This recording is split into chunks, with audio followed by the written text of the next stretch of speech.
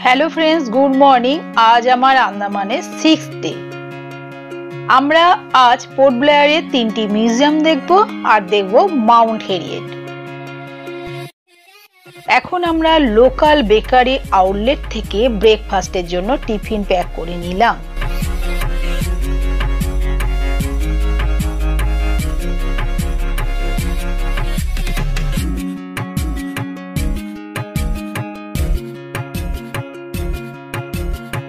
এই post office bus stoppage থেকে AC বাসে চেপে চলে এলাম Rajiv Gandhi water sports complex.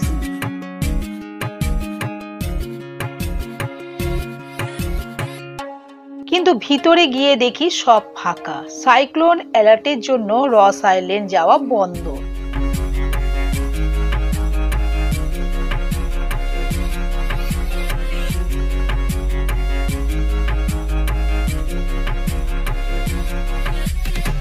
এখান থেকে দেখা যাচ্ছিল রস আইল্যান্ড আর নর্থ ওয়ে আইল্যান্ডের লাইট হাউসগুলো।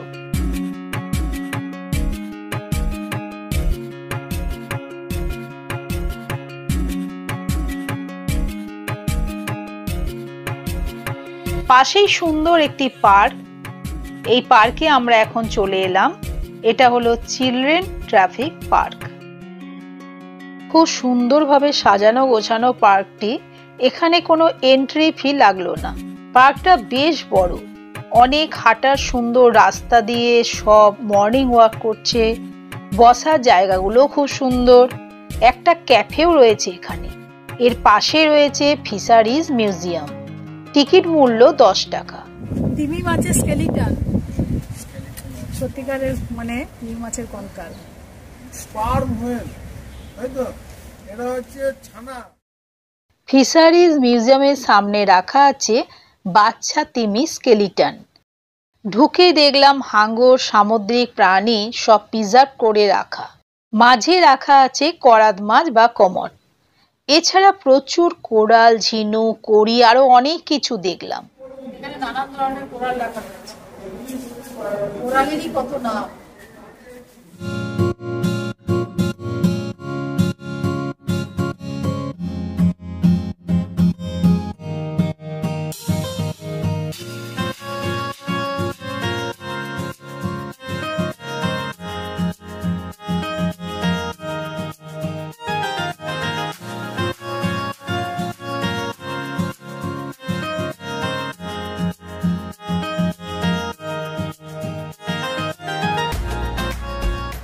পাশের ঘরে রয়েছে অ্যাকোরিয়াম। এখানে নানা রঙের মাছ খেলে বেড়াচ্ছে। বিশাল একটা জায়েন্ট ঝিনুক রাখা রয়েছে এখানে।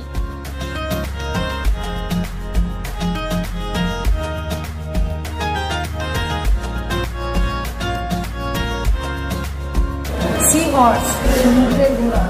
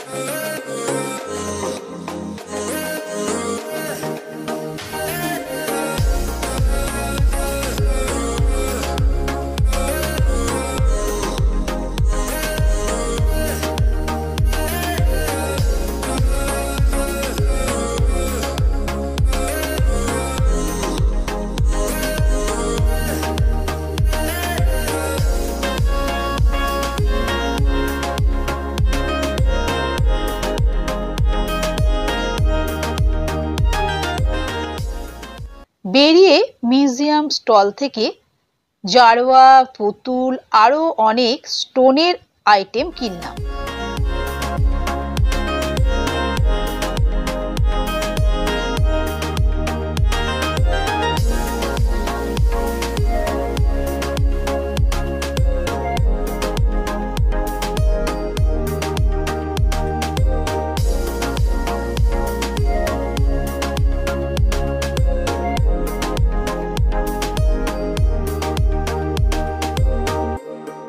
পরবর্তী গন্তব্য জারোয়া মিউজিয়াম।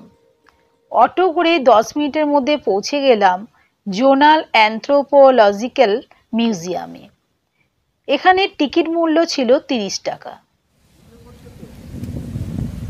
এরকম ঘরেই জারোয়ারা থাকে। এটা 4 তলা বিল্ডিং। জারোয়াদের জীবনযাপনের ব্যবহার করা জিনিস এখানে রাখা রয়েছে। জারোয়াদের নৌকা, এটা করেই ওরা জলে পারাপার করে। সিঁড়ি দিয়ে উঠতেই দেখতে পেলাম জারোয়াদের ডিঙ্গি মানে নৌকা। এটাই ওদের যানবাহন।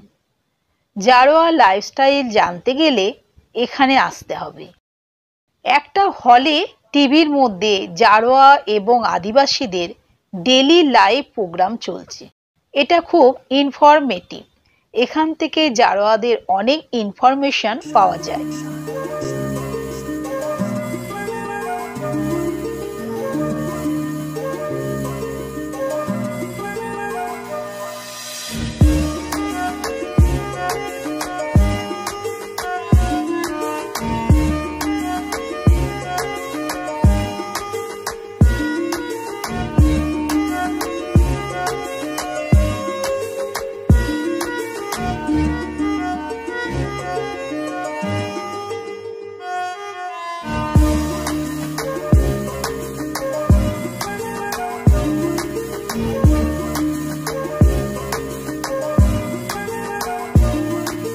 নেক্সট মিউজিয়ামের উদ্দেশ্যে আবার আমরা বেরিয়ে পড়লাম।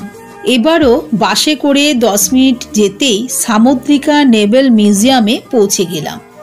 এখানে টিকিট মূল্য 50 টাকা।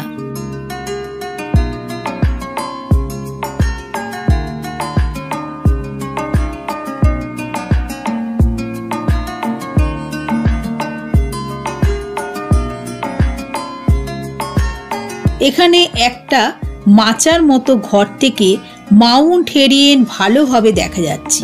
দূরের পাহাড়গুলোও দেখা যাচ্ছে।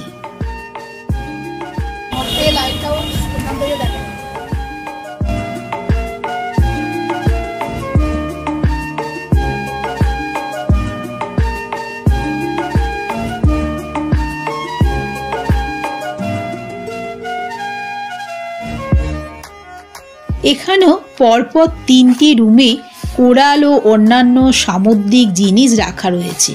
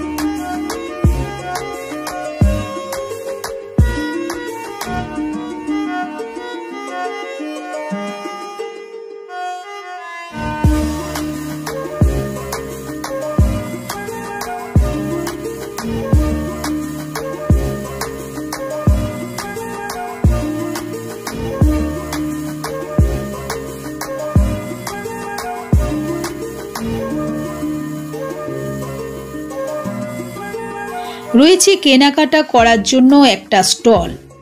এখানে মুক্ত, শঙ্খ আরও সামগ্রী বিক্রি হচ্ছে। সামনের লনে রয়েছে রুদ্রাক্ষ গাছ আর নৌসেনার কামান, মিসাইল এ সমস্ত এখানে দাঁড়িয়ে সব ছবি তুলছে। একটা সেলফি পয়েন্ট এখানে দেখতে পেলাম। এই হচ্ছে রুদ্রাক্ষ গাছ। রুদ্রাক্ষ গাছ দেখেছেন? এটা রুদ্রাক্ষ।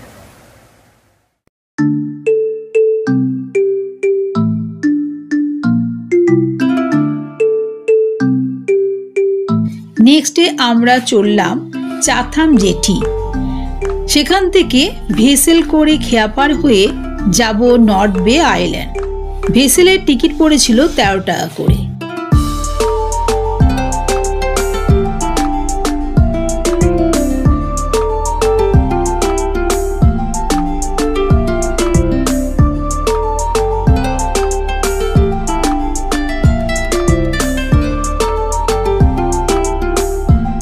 ফেরির ভিতরগুলোতে সুন্দর বসার জায়গা, বড় বড় গাড়ি শুদ্ধ এতে উঠে পারাপার করছে সবাই।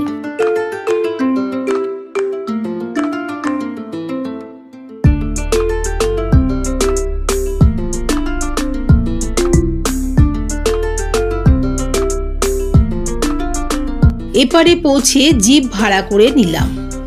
জিপে পড়েছিল 1000 টাকা। চললাম মাউন্ট হেরিয়েট উদ্দেশ্যে।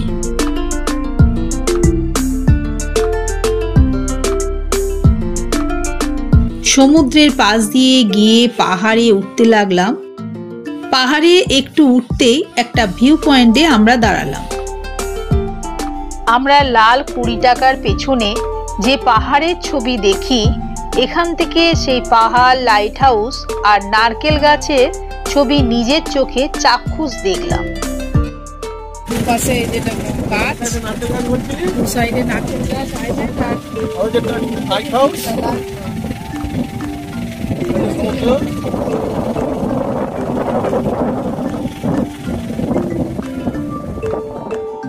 একটা সুন্দর অনুভূতি নিয়ে আমরা আবার যেতে লাগলাম।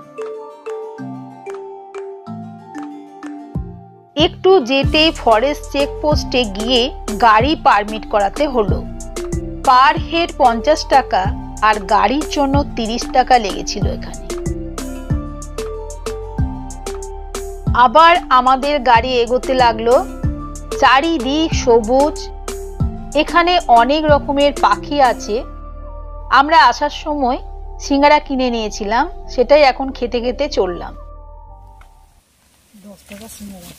গরম কখনো গরম আছে। এই দেখ, দারুণ মজা না? সব পাতা মুড়ি যাবে। আর এই দেখো, এগুলো হচ্ছে লজ্জাবতীর পাতা। বেশ ভালো লাগে, হাত দিয়ে বেশ মজাও পাচ্ছিলাম।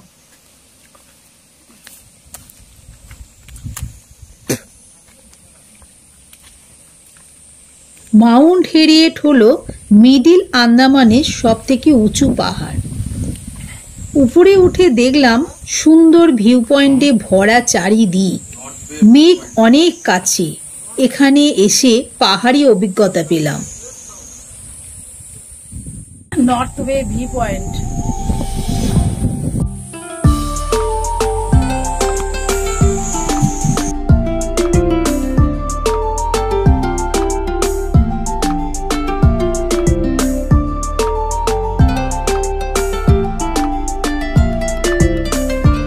একটা কাঠের তৈরি ফরেস্ট গেস্ট হাউস রয়েছে এখানে। রয়েছে কয়েকটা টেন্ট হাউস, সুন্দর সুন্দর বসার জায়গা, চারিদিকে প্রচুর গাছপালা।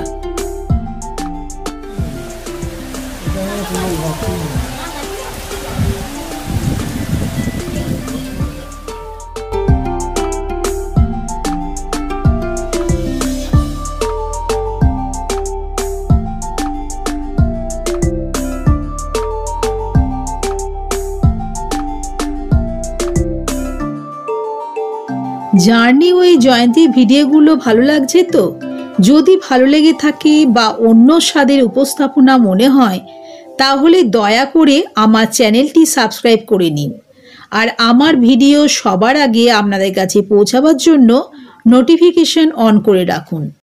এখানে যে একটা হিল স্টেশন আছে, এই পোর্ট ব্লেয়ারে এত কাছে না আসলে আমরা বুঝতেই পারতাম না। এটা দার্জিলিং পেলিং এর সাথে তুলনা করা যায়। কত সুন্দর ভিউ পয়েন্ট, পুরো পাহাড়ি অভিজ্ঞতা একেবারে, তাই না? এখানে ইংরেজরা আসতো হাওয়া খেতে। দেখো এখানে এখন এই সমস্ত ভিউ পয়েন্ট আছে, সমস্ত আইল্যান্ড গুলো একটা একটা করে দেখা যায়। আর কুয়াশার জন্য কুয়াশা পড়ে বৃষ্টি চলে পাহাড়ে যা যা থাকে, এমনকি গাছগুলো পাহাড়ি গাছ, ফুলগুলো পাহাড়ি ফুল, মানে আন্দামানে আসলে পাহাড়ি উপভোগটাও করা যাবে একদম। এখানে যদি আসা হয়, এখানে মানুষ কম আসে কিন্তু এখানে আসলে খুবই ভালো লাগবে। বিউটিফুল ওয়েদার আছে, ওয়েদার আরো ভালো হয়ে গেছে। বৃষ্টি পড়ে আরো একদমই ঠান্ডা, শীত করছে, ঠান্ডা লাগছে। কিন্তু রোদ হলে ওইদিকে যে ভিউটা পুরো পরিষ্কার দেখা যেত, এখন ওই যে মেঘ করে গেছে, পরিষ্কার ভিউটা পাওয়া যাচ্ছে। সব এক একটা ট্রেন, এখানে হয়তো মানুষের থাকে।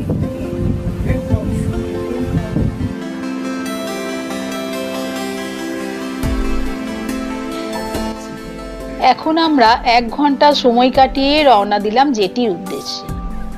একদিন থাকলে খুব ভালো হতো। নেক্সট টাইম আসলে মাউন্ট হেরিয়েটে 1 নাইট রিজার্ভ রাখবো। আন্দামান ফরেস্ট রেস্ট হাউস বা টেন্ট হাউসে অ্যাডভান্স অনলাইনে বুক করে নেব। পাহাড়ের কোলে দিন রাত লেজার টাইম কাটাবো।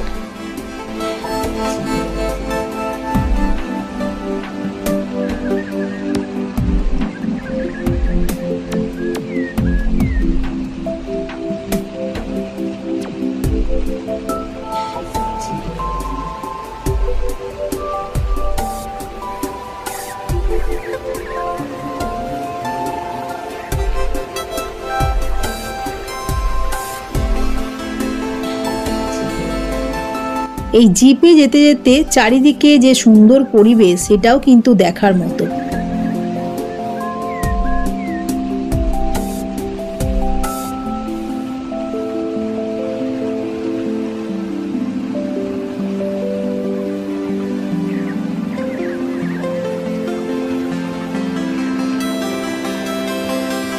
চাটাম জেটিতে পৌঁছে আমরা এখানকার স্ন্যাক্স টেস্ট করলাম।